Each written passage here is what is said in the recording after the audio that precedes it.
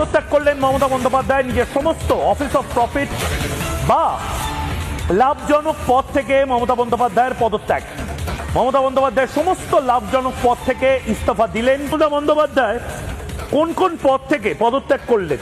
মুখ্যমন্ত্রী Mamata Bandyopadhyay SC advisory কাউন্সিলের chairman হিসেবে ছিলেন, পদত্যাগ করলেন।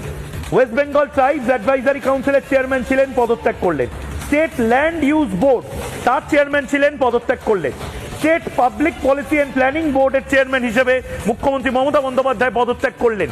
একের পর এক জায়গা থেকে মুখ্যমন্ত্রী মমতা বন্দ্যোপাধ্যায় তিনি পদত্যাগ করলেন এবং সেই প্রত্যেকটি পদত্যাগ এই মুহূর্তে মুখ্যমন্ত্রী মমতা বন্দ্যোপাধ্যায়ের যে পদত্যাগ পত্র, সেই পদত্যাগ পত্র আমাদের হাতে রয়েছে।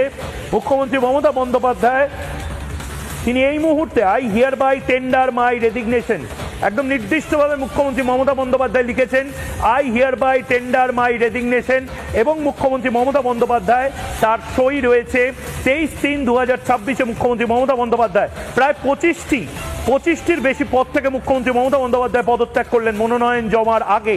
মুখ্যমন্ত্রী Mamata Bandyopadhyay chief ministers office থেকে যে চিঠিটি গেছে, সেই চিঠিতে মুখ্যমন্ত্রী মমতা বন্দ্যোপাধ্যায় পদত্যাগ করলেন এই মুহূর্তে। বন্দ্যোপাধ্যায় কেয়ারটেকার মুখ্যমন্ত্রী হিসেবে থাকবেন। মুখ্যমন্ত্রী মমতা বন্দ্যোপাধ্যায়ের ইস্তফা 29 দিনের মাথায় 23 ঘন্টা 29 মিনিট 4 সেকেন্ড বাকি 25টির বেশি পদ থেকে ইস্তফা দিলেন মমতা বন্দ্যোপাধ্যায়।